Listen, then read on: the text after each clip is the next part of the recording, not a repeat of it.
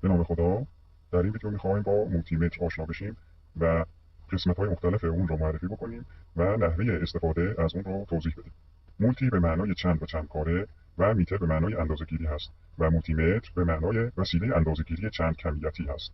یعنی این دستگاه میتونه ولتاژ، جریان، مقاومت و بعضا خازن و صفر رو اندازه‌گیری بکنه.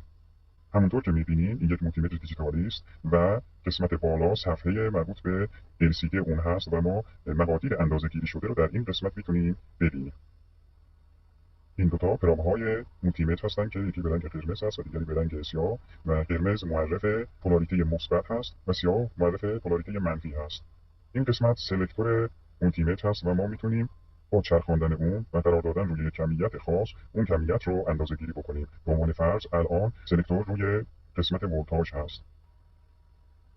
این بخش مربوط به ولتاژ DC است و مقادیر اون 200 میلی ولت، 2000 میلی ولت، 20 ولت، 200 ولت و 1000 ولت می باشد.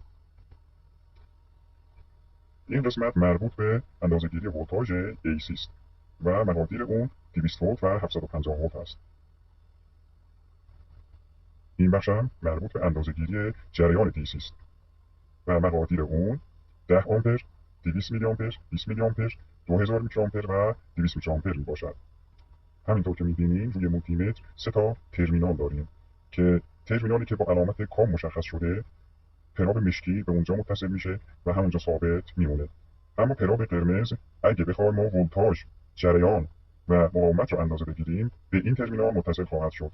ترمینال بالایی همینطور که می‌بینیم نوشته 10 آمپر مکس، یعنی فقط برای اندازه‌گیری جریان 10 آمپر استفاده میشه. یعنی اگه سلکتور ما در این قسمت DC آمپر باشه و روی 10 آمپر باشه ما باید پراب قرمز رو از این ترمینال در بیاریم و به ترمینال بالایی متصل بکنیم تا دستگاه بتونه به درستی اندازه‌گیری بکنه. اما این قسمت که با علامت دیود مشخص شده برای تست دیود و برای تست اتصالات به کار میره. و در نهایت این بخش مربوط به اندازه‌گیری مقاومت هاست که از 200 اوم شروع شده و به 2000 کیلو یا 2 مگا اوم ختم شده است. اما نحوه استفاده از مولتیمتر، ابتدا نحوه اندازه‌گیری ولتاژ DC رو توضیح میدیم.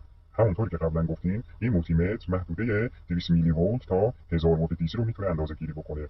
یک مدار یک سوزاز تمام موج و در خروجی اون یک LED سری با یک مقاومت به عنوان بار در نظر گرفتیم. پرابای مولتیمتر رو به صورت موازی به خروجی وصل میکنیم. همینطور که میبینیم ولتاژ خروجی رو برای ما نشون داد 12 ولت. مسئله قابل اهمیت این است که ما در انتخاب رنج مورد نظر باید دقت کافی رو داشته باشیم. مثلا در همچین مداری که ما حدودا میدونیم ولتاژ خروجی چند ولت هست میایم و یک رنج بالاتر رو براش انتخاب میکنیم، مثلا 20 ولت. اما در مداراتی که حدود ولتاژ اونها رو نمیدونیم سعی میکنیم از بالاترین رنج استفاده بکنیم و سپس با مشخص شدن حدود ولتاژ رنج قابل قبول رو برای اندازه‌گیری انتخاب بکنیم. یک نمونه ولتاژ دیگه هم در این بخش می‌خوایم اندازه بگیریم. همونطور که می‌بینیم یک باتری هست که حدوداً ولتاژ اون 1.5 ولت هست. ما در دو رنج 20 ولت و 2000 میلی ولت میتونیم ولتاژ اون رو اندازه بگیریم. 2000 میلی ولت هم میشه همون 2 ولت. همونطور که می‌بینیم 1.5 ولت رو مولتیمتر برای ما به نمایش در آورد. اما اگه ما اشتباها پراب منفی رو به قسمت مثبت باتری و پراب مثبت رو به قسمت منفی اون وصل کنیم چیزی که برای ما نشون خواهد داد ولتاژ منهای 1.5 ولت خواهد بود. این علامت منفی به معنی این هست که ما در اندازه‌گیری ولتاژمون پلاریته رو رعایت نکردیم. جهت اندازه‌گیری ولتاژ AC از این بخش استفاده می‌کنیم. به عنوان مثال ما اگه بخوایم ولتاژ برق شهر رو اندازه‌گیری بکنیم سلکتور رو باید روی 750 ولت قرار بدیم. سپس پراب‌ها رو به پریز وصل می‌کنیم. می‌بینیم که ولتاژ 230 ولت رو برای ما نشون داد.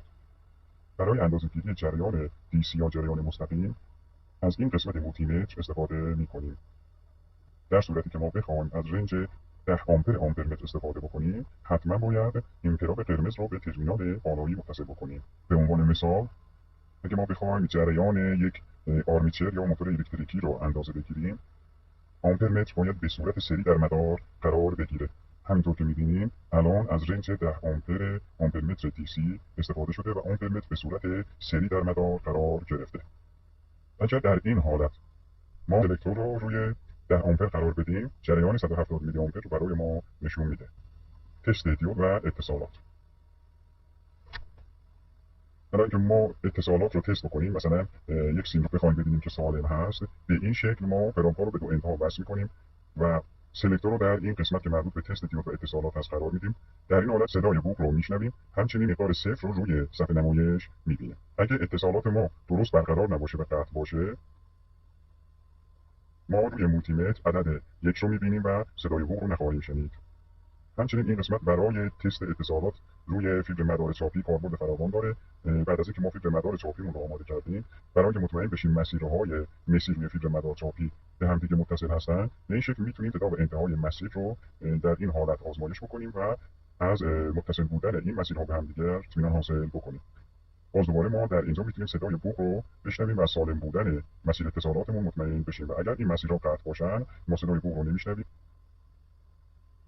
این بخش علاوه بر تست اتصالات گفتیم که دیودها رو هم میتونه تست بکنه. در صورتی که دیود یا LED سالم باشه، اینجا عددی رو روی صفحه مشاهده میکنیم. همچنین اگر LED باشه، خود LED هم روشن میشه و در صورتی که سالم نباشه، ما عدد یک رو روی صفحه نمایش مشاهده میکنیم. ضمناً در تست دیودها و LED ها باید این نکته رو در نظر داشته باشیم که آنود و کاتودها رو رعایت بکنیم. یعنی پیراب قرمز به آنود دیود باید وصل باشه و پیراب سیاه به کاتود دیود متصل باشه تا دیود در حالت روشن قرار بگیره. آخرین بخش مولتیمتر مربوط به اندازه‌گیری مقاومت هاست که ما انواع مقاومت ها رو میتونیم با این قسمت اندازه‌گیری بکنیم.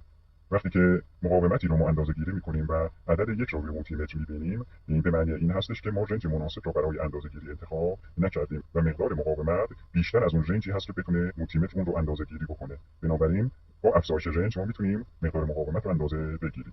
مثلا الان این یک مقاومت 100 کیلو اوم است و روی رنج 200 کیلو ما این رو میتونیم اندازه‌گیری بکنیم و این رنج درست برای اندازه‌گیری این مقاومت میباشد. به صورت کلی اگر مقدار کمیتمون رو ما ندونیم، بهتر این است که از بالاترین رنج اون کمیت در مولتیمتر شروع به اندازه‌گیری بکنیم و سپس رنج ها رو کاهش داده تا بتونیم اندازه‌گیری دقیق رو در رنج مناسب داشته باشیم. موفق باشیم.